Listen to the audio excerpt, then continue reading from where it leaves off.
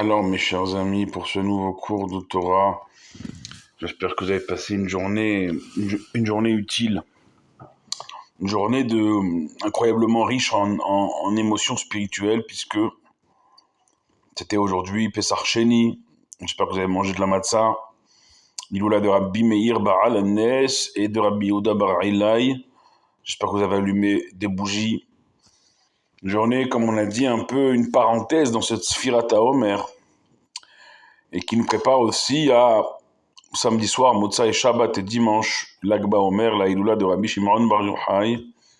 Et également, dans pas très longtemps non plus, à la fête de Shavuot, Matan Torah, à recevoir à nouveau la Torah comme il se doit. Aujourd'hui, Baruch Hashem, à mon travail, on a eu un Shiur Torah. Et très, très, très constructif. Très constructif. Sur justement la Hachana, la préparation à ces jours importants. Savoir que encore hier soir, on a évoqué Rabbi Meir, Rabbi Yehuda Bar Ilai, des géants. On n'a même pas idée de qui on évoque en fait.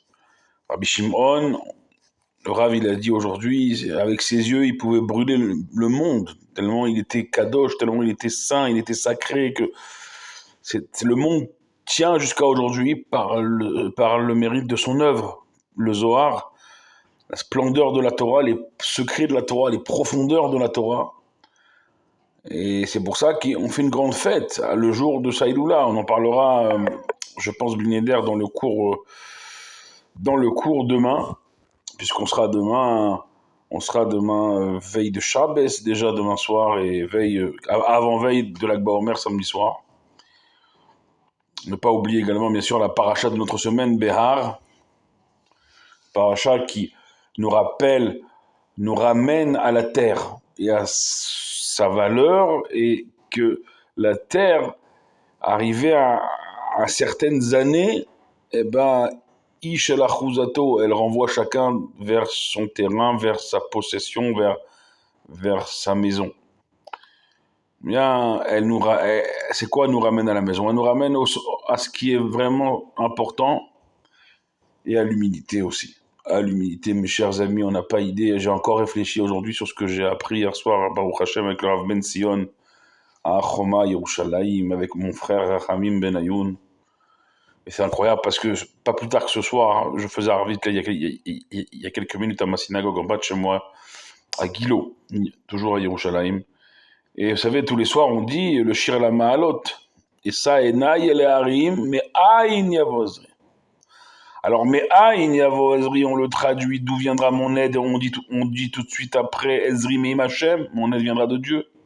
Enfin, on dit, c'est David Ameler, le roi David, qui a écrit ce psaume comme tous les psaumes, mais on le dit chaque soir, on l'a fait la d'Arvit. Alors, nous, on dit, mais Aïn Yavo Ezri, d'où viendra mon aide? Ezri Meim Hashem, mon aide viendra de Dieu. Mais Aïn, on l'a appris hier dans le Nefesh HaChaim du Rav Chaim Mivolodjin, avec le Rav Ben Sion, Shalita, que Me'aïn, c'est quelque chose de... C'est pas littéralement d'où viendra mon aide. Me'aïn, c'est la source de toute aide. J'espère que vous me suivez. La source de toute aide, c'est Akadosh Baruch Hu lui-même, Birchvodo, Be'atzmo. Donc quand on dit Me'aïn Yavo Ezri, c'est pas une question, et après on dit Ezri Me'im Hashem, bien sûr que l'aide elle vient de Dieu.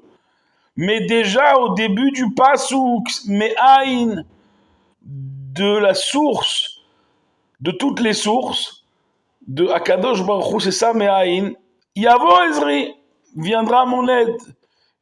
Et mon aide, Ezri, Me'im Hashem, ne peut venir que d'Hashem, que de Dieu. C'est ici pas une répétition, c'est deux témoignages qui nous disent, voilà, vous pouvez monter et descendre, faire des circonférences, on peut pas échapper à Dieu, et on peut pas être aidé, et on peut pas exister un seul instant sans qu'il pense à maintenir notre petite existence. Mais incroyable, ce qu'on est petit, et C'est en connaissant sa place qu'on sait ce qu'on a à faire, pas l'inverse.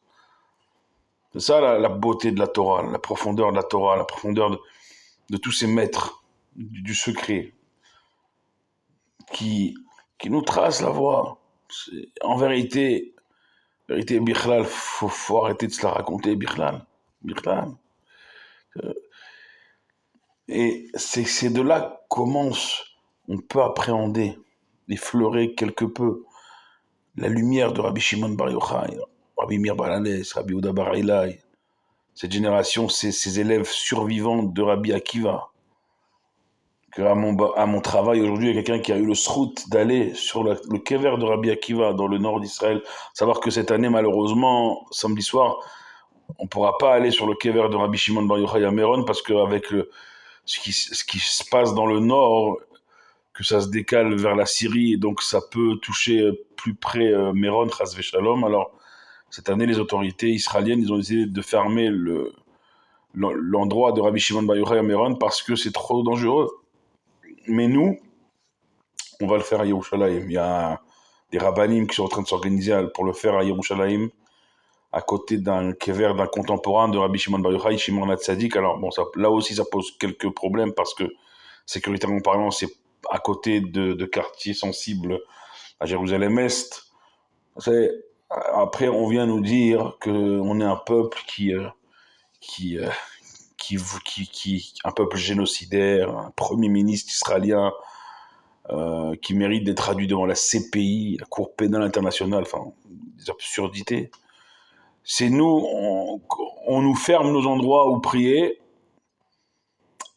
et avec ça, il faut non seulement qu'on accepte, mais qu'on aille peut-être même se cacher comme autant des maranes de l'Espagne inquisitrice. Chas v'shalom, on est sur notre terre, on est chez nous.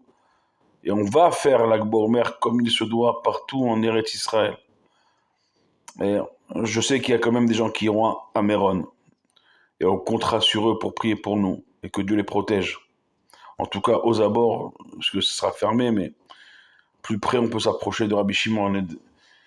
On est sur notre terre, mes chers amis.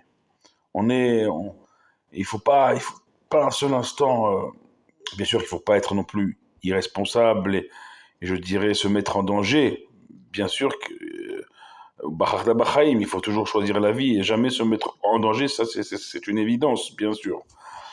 Mais on ne doit pas pour autant être mévater, comme on dit ici, céder sur ce qu'on doit faire, nos mitzvot, notre filote, notre étude de Torah, ce qu'on doit faire. Nous, on fait ce qu'on a à faire, ce que Dieu nous demande de faire, la volonté de Dieu, et Dieu, il fait le reste, il règle les comptes. Et toutes ces lumières là qu'on est en train de vivre, ces moments incroyables, nous préparent bien sûr à Shavuot, mais Shavuot c'est quoi? La Torah c'est quoi? La Torah elle est mechaper avonot, elle pardonne les fautes, elle est libératrice. On est toujours dans le mois de Iyar, on va rentrer dans quelques temps dans le mois de Sivan, mais tout ça c'est des mois de Géoula, Nissan, Iyar, Sivan, c'est Géoula. Nissan, c'est la Géoula de Pessah. Iyar, c'est Ani Hashem Rofecha, je suis Hashem, je suis Dieu ton guérisseur. Et Sivan, c'est le Chodesh HaTorah. Et tout ça, c'est des mois de Géoula, c'est des moments de Géoula à vivre pleinement. Pleinement, mes chers amis. Voilà, on ne peut pas s'imaginer, il faut être ma'arir. Il faut être ma'arir. Vous savez, j'ai découvert aussi à mon travail que j'avais comme collègue la rabbinite d'un de mes professeurs de Kodesh du primaire, imaginez-vous, il y a 30 ans de ça. Et c'est un tzaddik, c'est un de ces professeurs qui vous fait aimer la Torah depuis votre plus jeune âge. Un tzaddik, il a fait aimer la Torah à des générations entières de jeunes. Jusqu'à aujourd'hui, il reçoit, 30 ans après, il n'a pas arrêté, malheureusement, il a eu des épreuves de santé, et ça fait mal au cœur, parce que c'est toute une vie de Torah. Et nous qui sommes en bonne santé, on n'est pas ma'arich, on n'apprécie pas la bonne santé qui est la nôtre. Bematnat rinam, un cadeau gratuit, parce qu'on ne mérite rien. On ne mérite rien. Des gens qui vouent leur vie aux autres, ils ont des épreuves, et nous, on voue notre vie à notre nombril, on n'a rien et on n'apprécie pas d'être en bonne santé. Le monde à l'envers, hein, chers amis. Réfléchissez à ça. C'est gratuit qu'on est en bonne santé. Dieu nous doit rien et on ne mérite rien. C'est pas du désespoir. Il faut être makir et mekomo pour savoir ce qu'on a à faire dans ce monde. Il faut savoir d'abord reconnaître sa place. Tu peux pas rentrer dans un magasin et dire j'ai pas de travail et on te propose un travail et toi tu dis non, je veux être directeur sinon rien. Mais t'as pas de travail. Il y a 2 secondes avant. Rentre, travaille, et tu t'accèdes. Mais on peut pas tout vouloir et penser qu'on nous doit tout et ne rien devoir à nous-mêmes. Ça ne marche pas comme ça, mes chers amis. La Torah, il faut s'efforcer. Rabbi Shimon Bar Yochai, il a vécu 14 ans enterré dans une grotte pour écrire et livrer au monde la splendeur des splendeurs, le Zohar. D'accord? Il n'a pas utilisé, comme j'entends, des choses incroyables l'intelligence artificielle. Nous, on a l'intelligence du ciel. Encore, c'est mieux que tout. Ça, c'est Hachem, il dit Ani Loshaniti. Dieu, il nous dit moi, j'ai pas changé, ma Torah, elle a pas changé. Vous avez pas changé. Ne changez pas, parce que si on pense que notre protection, c'est dans la parlotte et ceux qui s'érigent en pseudo-spécialistes, non. Il y a un seul spécialiste. En od milevado. Tant qu'on n'aura pas compris ça, alors on est sous le Shilton, sous l'autorité et sous le bon vouloir des nations et des pouvoirs politico-médiatiques qui veulent nous dire ce que nous on est, si on est bien ou pas bien. Le simple fait que le peuple juif il est toujours là, eh bien, Kadosh Baruch Hu, s'il veut arrêter tout ça, il arrête tout ça. Nous, on doit être makir, on doit reconnaître notre place et reconnaître la place de Dieu et s'annuler devant lui pour que de cette annulation, de ce rabaissement de notre part, survient de sa part, de la part de Dieu, la plus grande des élévations, Mashiach, le Beth Amikdash et la résurrection des morts. On arrive presque à 13 minutes. On va arrêter nos réflexions pour ce soir, mais je vous invite à continuer à réfléchir, à continuer à échanger, à étudier la Torah. Et on va se retrouver Blinéder demain pour ce qui sera le cours préparatoire à Shab, et c'est à l'Akba Omer d'ici là. Priez pour nous comme on prie pour vous. Ce soir encore une vidéo horrible de soldates, de nos sœurs, de nos filles, soldates, observatrices, vidéo par ces pourritures du Hamas, nos sœurs ensanglantées, attachées juste avant d'être emmenées, pour certaines tuées. Aïe, que Dieu nous vienne en aide, mes chers amis. Redoublez d'efforts, ne serait-ce que pour ces soldats, ces otages, nos otages. Redoublez d'efforts pour eux. Baruch Adonai Leolam. Amen ve Amen.